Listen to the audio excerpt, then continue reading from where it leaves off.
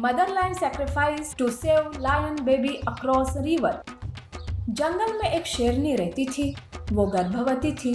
शेर के जाने के बाद शेरनी ने जंगल की डोर संभाल के रखी थी। शेर के बाद शेरनी को कम समझने की भूल एक लकड़बग्गा कर बैठता है और वो मन ही मन सोचता है, शेर के जाने के बाद वो मामूली शेरनी मेरा कुछ नहीं कर सकती। अब तो मैं मेरे मन का कर सकता हूँ। लकड़बग्गा जंगल में आतंक मचाने लगता है। जानवर शेरनी के पास दुहाई लेकर आते हैं। तब शेरनी अपनी मंत्री लोमड़ी से कहती है, लोमड़ी, अभी के अभी उस लकड़बग्गे को मेरे सामने लाओ। उस लकड़बग्गे को उसके किए की सजा जरूर मिलेगी। लोमड़ी तुरंत शेरनी का संदेशा लकड़बग्गे को पहुंचाती है, पर लकड़बग्गा शेरनी के पास आने से मना करता है। शेरनी गुस्से से दहाड़ लगाते हुए लकड़बग्गे के पास आती है और कहती है, लकड़बग्गे, शेर महाराज नहीं है तो तुम अपनी मनमानी नहीं कर सकते। देखो, अपनी करनी की माफी मांगकर सुधरने का वादा करो, नहीं तो मैं तुम्हें छोड़ूंगी नहीं। अरे जा रे जा, तू कौन है मुझे बताने वाली कि मैं क्या करूं और क्या नहीं। मैं तो मस्त मौजी हूँ, अब मुझे कोई नहीं रोक सकता। और ऊपर से तू तो गर्भवती है, ऐसी हालत में तू ही संभाल कर रहा है, समझी। लकड़बग्गा शेरनी के साथ बदतमीजी से पेश आता है। शेरनी को बहुत गुस्सा आता है। तब शेरनी लकड़बग्गे पर हमला करती है। शेरनी पर लकड़बग्गा पलटवार करने ही वाला था कि तभी वहां लोमड़ी और हाथी आते हैं। हाथी और लोमड़ी दोनों लकड़बग्गे को मार मार कर जंगल से हकाल देते हैं।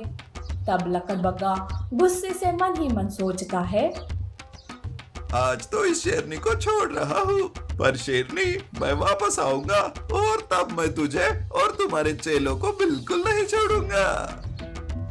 लकड़बग्गा दूसरे जंगल चला जाता है। इधर शेरनी लकड़बग्गे से लड़कर थक जाती है। तब लोमड़ी कहती है, शेरनी, आपने अच्छा मजा चकाया उस बदतमीज लकड़बग्गे को। सारे जानवर खुश हैं आपसे। पर शेरनी, आप ठीक तो हो ना? ऐसी हालत में भी आपने जानवरों के भलाई के बारे में सोचा। सच में आप भी शेर के जैसे ही दयालु हो। शेरनी आराम से अपने जंगल को संभालते हुए खुशी से अपने बच्चे के आने का इंतजार करती रहती है। एक दिन शेरनी एक बच्चे को जन्म देती है। शेरनी उस बच्चे को सिम्बा नाम देती है। शेरनी सिम्बा के साथ बहुत खुश थी। उधर दूसरे जंगल में लकड़बग्गे ने अपनी एक लकड़बग्गों की फौज तैयार की थी। लकड़बग्गा अपनी फौज लेकर जंगल आता है। वो सबसे पहले शेरनी के वफादार हाथी और लोमड़ी को कैद कर लेता है ताकि वो शेरनी की मदद न कर सके। शेरनी को इस बात की भनक भी नहीं थी। शेरनी सिम्बा के साथ खेल रही थी कि तभी वहां एक हिरन भागी भागी आती है और उसे लकड़बग्गों के बारे में बताती है। तब शेरनी कहती है, लकड़बग्गा मुझसे बदला लेने आया है। अभी अकेली होती तो मुंह तोड़ जवाब देती उसे, पर फिलहाल अभी मुझे मेरे सिम्बा को बचाना होगा। इसे किसी सुरक्षित जगह ले जाना होगा। तब वो तीनों वहां से भाग जाते हैं। लकड़बग्गा जब शेरनी को भागते हुए देखता है तो वो भी उसके पीछे भागने लगता है। भागते भागते लकड़बग्गा कहता है, अरे ओ डरपोक शेरनी, कहाँ भाग रही है तू? बस इतने में ही डर गई क्या? अभी तो तुमने मेरा असली रूप देखा ही नहीं। सिम्बा छोटा था, इसीलिए वो भागते भागते थक जाता है और नीचे गिर जाता है। तब सिम्बा की हालत देखकर शेरनी कहती है, अब कैसे भी करके लकड़बग्गों का ध्यान हटाना होगा। हिरन, तुम सिम्बा को लेकर नदी पार करके दूसरे जंगल चली जाओ।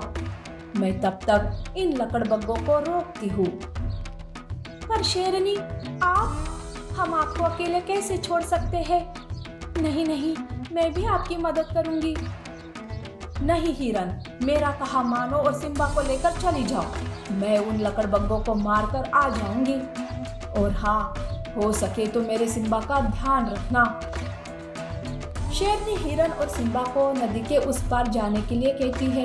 लकड़बग्गे तेजी से आ रहे थे। तब हिरन सिम्बा को लेकर नदी पार करते हुए जाने लगती है। सारे लकड़बग्गे शेरनी के पास आते हैं और उसे घेर लेते हैं। तब शेरनी कहती है, तुम्हें क्या लगा लकड़बग्गे कि मैं डर गई? अरे नहीं, मैं तो बस मेरे बच्चे को सुरक्षित करना चाहती थी। मेरा बच्चा अब सुरक्षित है और मैं लड़ने के लिए तैयार हूँ। तब कुछ लकड़बग्गे नदी की तरफ जाने लगते हैं। तब शेरनी उन पर टूट पड़ती है। शेरनी लकड़बग्गों को नदी की तरफ जाने से रोक लेती है और खुद उन सब से लड़ाई करने लगती है। शेरनी हिम्मत से लकड़बग्गों पर वार करती है। अकेली शेरनी सारे लकड़बग्गों पर भारी पड़ती है। वो खुद भी घायल हो जाती है, पर लकड़बग्गों को नदी की तरफ बढ़ने से रोक लेती है। ऐसे करते करते आखिरकार सारे लकड़बग्गे मारे जाते हैं और शेरनी भी घायल होकर नीचे गिर जाती है। तब वो देखती है कि सिम्बा और हिरन नदी पार कर चुके हैं। तब वो मरते हुए कहती है, खुश रहना मेरे बच्चे, तुम्हें कोई दुख ना मिले, बस खुशियाँ ही खुशियाँ हो तुम्हारे जीवन में। ऐसे कहते हुए शेरनी दम तोड़ देती है। हिरन नदी किनारे पहुंचकर रोते हुए सिम्बा को संभालती है और सिम्बा से कहती है, बेटा, अब तुम्हारी माँ कभी वापस नहीं आएगी, लेकिन उसका आशीर्वाद हमेशा तुम्हारे साथ रहेगा। बेटा, तुम्हारी माँ तो त्याग और बलिदान की मूर्ति है, उसका बलिदान कभी जाया नहीं होने देना बेटा।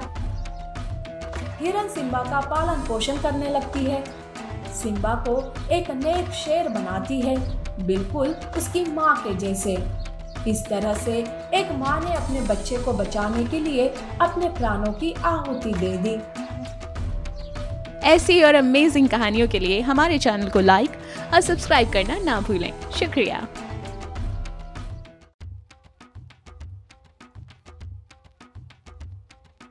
Mother mountain goat protect her baby from snow leopard. एक बहुत ही बड़ा पहाड़ जंगल से घिरा हुआ था। पहाड़ पर सर्दियों के मौसम में बर्फ भी गिरती थी। उस पहाड़ पर पेड़ पौधों की कोई कमी नहीं थी, इसलिए वहाँ कई सारे जानवर रहा करते थे। उस पहाड़ पर बकरी अपने नवजात बच्चे के साथ रहती थी। बकरी अपने बच्चे का अच्छे से ख्याल रखती थी और उसे पहाड़ से चढ़ना उतरना भी सिखा रही थी। बेटा, तुम कोशिश क्यों नहीं करते पहाड़ उतरने की? कब सीखोगे बेटा तुम? बकरी अपने बच्चे के लिए बहुत ही परेशान थी। वो बार बार उसे पहाड़ से उतरने के लिए कहती, पर बच्चा रोते हुए कहता है, माँ, मुझे खाई से बहुत डर लग रहा है। देखो तो कितने सारे बड़े बड़े पत्थर भी है। तभी वहाँ भालू आता है। परेशान बकरी को देखकर वो सब समझ जाता है और कहता है, अरे बकरी, इतनी परेशान होने की कोई जरूरत नहीं है। तुम्हारा बच्चा अभी बहुत छोटा है और कमजोर भी। धीरे धीरे वो सब सीख जाएगा। अभी उस पर इतना दबाव मत दो। भालू भाई, तुम्हें तो पता है ना कि अभी सर्दियों का मौसम आएगा, बर्फ गिरनी शुरू हो जाएगी और ऐसे मौसम में यहाँ तेंदुए आकर रहने लगते हैं। बस उनसे बचने के लिए मैं इसे तैयार कर रही हूँ। बात तो तुम्हारी ठीक है, पर खुद को इतनी कमजोर मत समझो। तुम्हारे ये जो बड़े बड़े सींग है, तुम उससे सबका मुकाबला कर सकती हो, लेकिन फिलहाल अपने बच्चे पर ध्यान दो। भालू वहां से चला जाता है। दरअसल पहाड़ पर रहने वाली बकरियां साधारण बकरियों से थोड़ी अलग रहती है। उनकी सींगें बड़ी और नोकीली रहती है। पहाड़ से आने जाने के लिए उनके पैर बहुत ही मजबूत भी रहते हैं। बकरी अपने बच्चे की रक्षा के लिए हमेशा तैयार रहती थी। इस तरह से कुछ दिन बीत जाते हैं।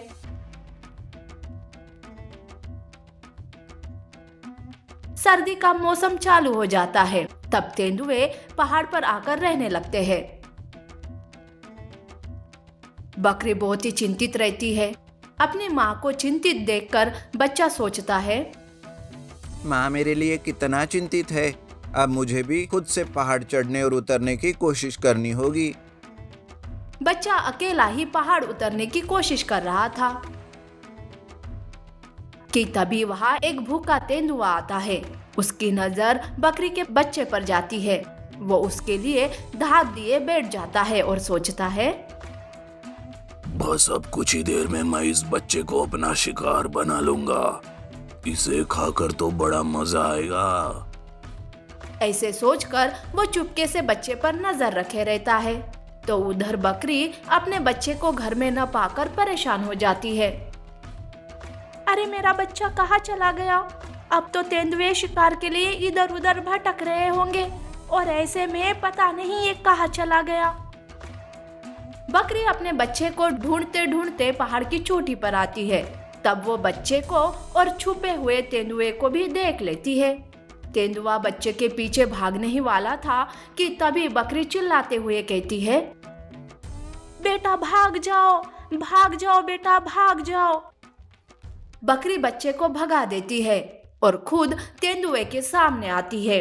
वहां उन दोनों के बीच लड़ाई शुरू हो जाती है। बकरी पूरी ताकत से तेंदुए को अपनी सींगों से मारती है और उसका मुकाबला करती है। इस तरह से माँ की ताकत उस तेंदुए को दिखाई देती है, जिसे देखकर तेंदुआ घायल होकर वहां से भाग जाता है। बकरी अपने बच्चे को गले लगाकर प्यार करती है और जब ये बात बाकी के सभी तेंदुए को पता चलती है तो वो बकरी और बकरी के बच्चे से दूर रहने लगते हैं। ऐसी और अमेजिंग कहानियों के लिए हमारे चैनल को लाइक और सब्सक्राइब करना ना भूलें। शुक्रिया।